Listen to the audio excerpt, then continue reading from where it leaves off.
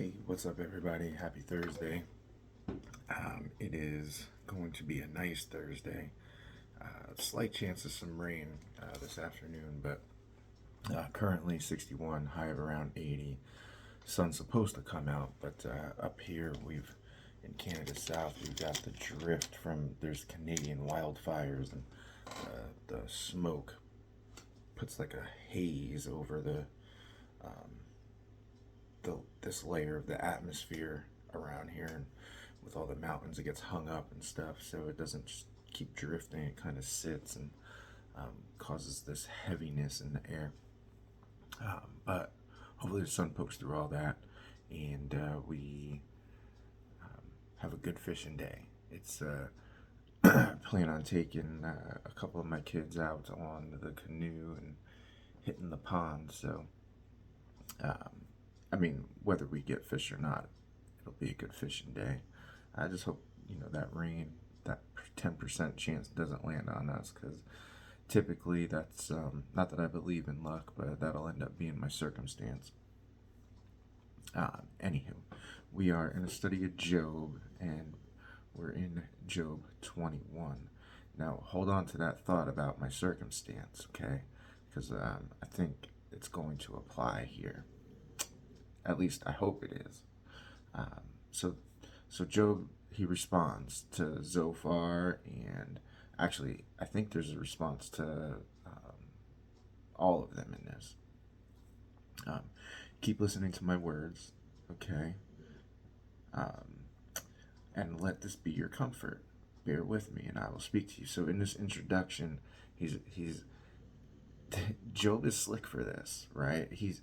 Um, actually, let's skip down. When I remember, I am dismayed, and shuddering seizes my flesh. So when I look back, all right. So what is he looking back at? And he says, "Look at me and be appalled, and lay your hand over your mouth." So look at my calamity, be appalled, listen to what I'm about to say, and I'm going to shut you up. Put your hand over your mouth. Okay, I'm working backwards from 6. As for me, is my complaint against man? Why should I not be impatient? Why shouldn't I be impatient? Why should I not get mad? Why should I um, keep sitting here listening to this? It says, "Bear with me, and I will speak after I have spoken. Mock on." All right.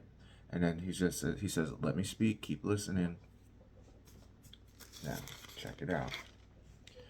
Why do the wicked live, reach old age, and grow mighty in power? Oh. All right. So 8 through 13. It describes all the things that wicked people have and are seemingly blessed by. So he so going back. All right. So uh, uh, wicked people live long. They have good crops, healthy animals, great families, homes, all this stuff.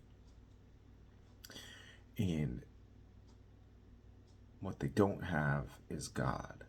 Okay? So Job, going through all this suffering, being faithful, right, has God. But all these wicked people with all their prosperity don't have God. And so now let's go back. He says, keep listening to my words, and let this be your comfort. Oh, let this be your comfort. So, in he's um, making a subliminal indictment against them. They're wicked, right? They're preaching this prosperity thing to him while he's in this calamity, saying that he doesn't have God.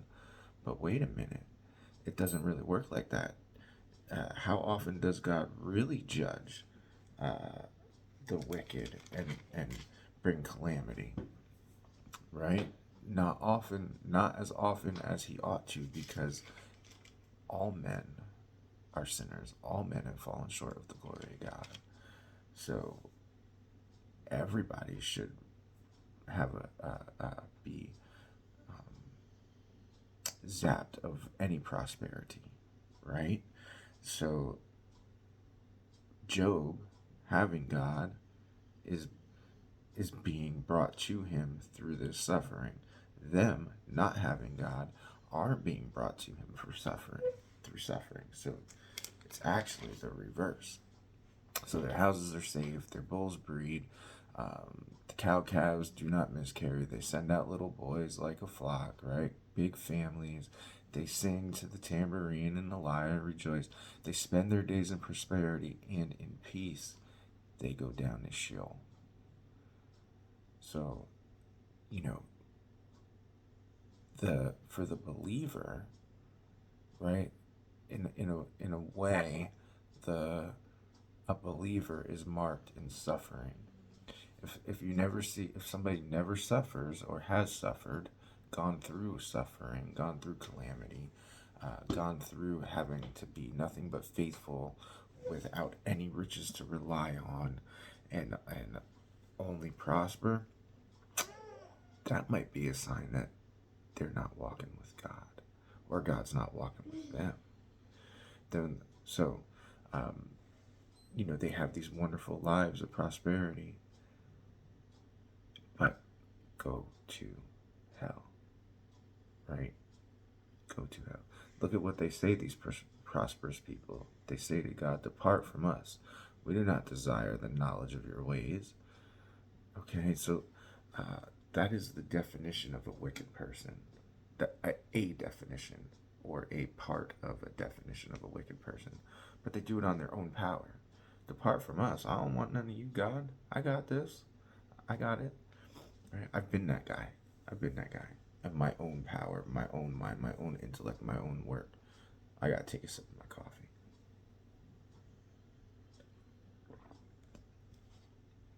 That first one of the day hits right. What is the Almighty that we should serve Him? Why? Why would I serve God? I have everything and more, right? Why should I serve Him? And what profit do we get if we serve Him? See, if serving God, there's no profitable gain, why do it? What more can I gain from serving God? All right, that is the question of the wicked heart, the wicked person. So what do I get if I pray to Him? Right? Verse 16, behold, is not their prosperity in their hand? The counsel of the wicked is far from me. We want to be careful about this prosperity gospel, and the if you do this, you will get this. Okay, that is not counsel that we want.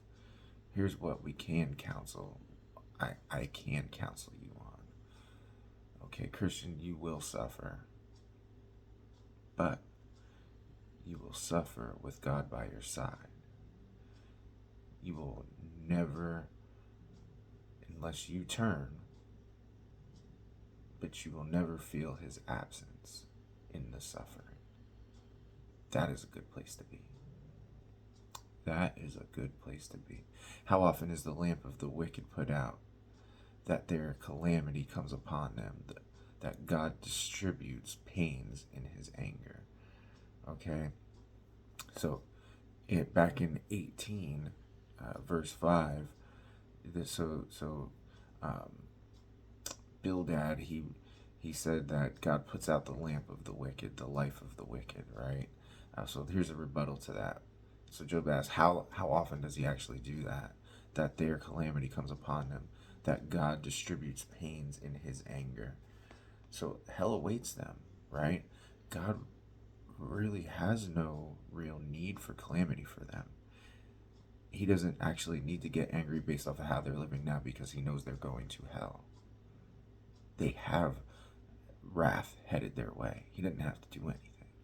It's us that He gets angry at, for us turning on Him, for us facing away from Him, for us being unrepentant, for us being unfaithful, for us taking control of everything and not giving it to Him, right?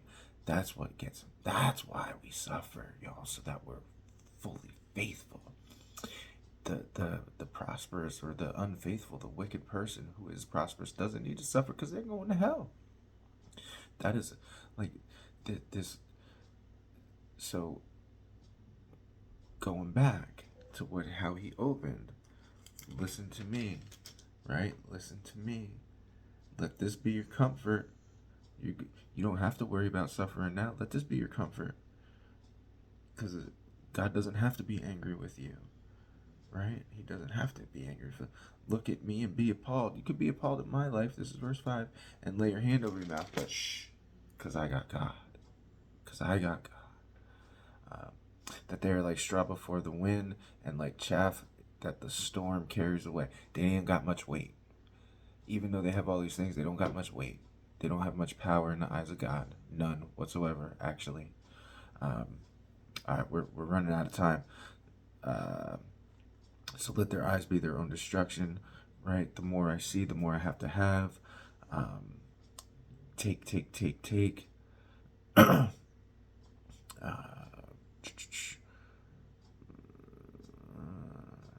just lost that verse.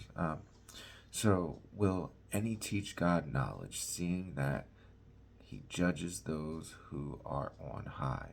So now this is a little rebuttal to Eliphaz in 14:18 and 15:15.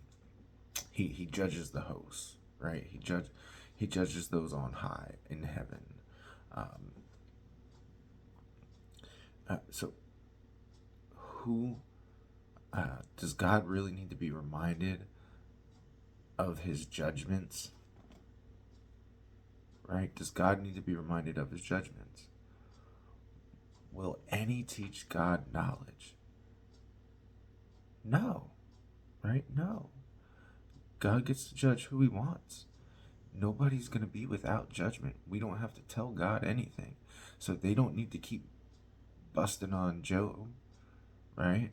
And Job certainly doesn't need to bust on them, right? He doesn't need to pray for God to judge them, right? One dies in his full vigor, being holy and at ease and secure, his pails full of milk, right? One dies in this fullness, in a swelled physical state, right? Another dies in bitterness of soul, never having tasted prosperity. They lie down alike in the dust, and worms cover them. So both the poor and the swelled and the wealthy die. Both, right, are going to be covered in dust. They're going to lie down in dust, and worms will cover them. Both die the same, have the same physical decomposition and death. That we might die differently, and I might fall, and you might die of old age, whatever. But once that happens, the physical state of our body is the same. Behold, I know your thoughts and your schemes to wrong me. You say, where is the house of the prince? Where is the tent in which the wicked live? Okay, so this is a great point. Okay, this is a great point. There's plenty of faithful people, who know the Lord and are saved and are Christians that are homeless, that live in a tent, that are nomadic, right? An example of righteous tent livers was the Rechabites from Jeremiah. Okay, they were nomadic, they lived in a tent, but they will always have a place before the face of God. Come on now, come on. So all the wealthy people, right? In Jeremiah, God through Jeremiah points to the princes, the kings, the shepherds, the priests, and the men for the condition, right? The wealthy, the leaders, those that have. He doesn't point to the poor, the widows and the orphans. That's not who's at fault for the downfall. No. Right? So, and then, another example or thought that came to mind is, all right, let's keep. Have you not asked those who travel the roads? Do you not accept their testimony? So let's get the evidence. Let's find. He's saying, go. Let's go find evidence. Right? Both die, whether you're swelled or not. Who who's gonna go? Who's gonna go to heaven? Who's gonna go to hell? Um, so let's look. So ask the people who travel the roads, right? Those that live in the tents, the nomads. Verse 30, that the evil man is spared in the day of calamity and that he is rescued in the day of wrath. So, um, you know, think about a tornado or flooding. A tornado comes through, or we had some flooding in central Vermont, really bad. Some people lost everything, right? So the same flood wipes out a street, right? Now, one family, everything is gone, right? And another family, it might be their third home. But that whole third home is gone, right? Who has it worse? Same flood, but who has it worse? Okay? How do you know who's faithful and who's not? How do you know who's a Christian and who's not? See, the calamities, they come on everybody, but it's felt differently, right? Death is going to come on everybody, right? It is. And some are going up, some are going down. That's just the way it is. Now, verse 31, who declares his way to his face, and who repays him for what he has done? Now, so the first time I read this, I was like, wow. So I got two theories. One, it's God, right? So doesn't God have some say in how we get to him, right? Who declares his way to his face? Who is going to say, this is how I'm going to get to God, right? Doesn't God have some say in how we come to him? And then it says, who repays him for what he has done, right? So doesn't God have some say in how we live? How am I going to repay God for how I live, right? So that's one view, is that it's talking about us relative to God. But another view that I had was, it's who's going to repay the wicked, the wealthy wicked person. So, right, who declares to his face? Who's going to go to the rich man and declare to him his way? How am I going to say to the rich man, you got this evil, or this is how you got this, or this is how to get this? And who repays him for what he's done? Who's going to punish the wealthy man, right? Who? God, right? So two theories. One, it's in reference from man to God, and then it's in reference from man to man under God. So two theories there. I mean, I kind of think it's the latter. However, could you imagine telling God to his face, this is the way I'm going to get to you? Could you imagine telling God to his face, I'm going to repay you for my circumstances? Come on now. When he is carried to the grave, watch is kept over him, right? So the wicked person or the rich person or the one that's envied, the clods of the valley are sweet to him. All mankind follows after him, and those who go before him are innumerable. So the wicked people are innumerable, all right? There's so many, and all flesh follows after Satan, right? All flesh follows after Satan. And in order to not follow after Satan, we must have rebirth by faith. And then he closes with, how then will you comfort me with empty nothings? Nothing you say is going to comfort me. There's nothing that you could say that's going to comfort me, because God comforts me, right? And if God wants calamity on me, I'm going to have calamity. And that's what's going to drive me to him. Those that don't have any calamity might be absent God. Right? There's nothing left of your answers but falsehood. So he has just that's the mic drop. Nothing else you can say is gonna do anything because it's all falsehood. Just look around. All right, you guys have a great day.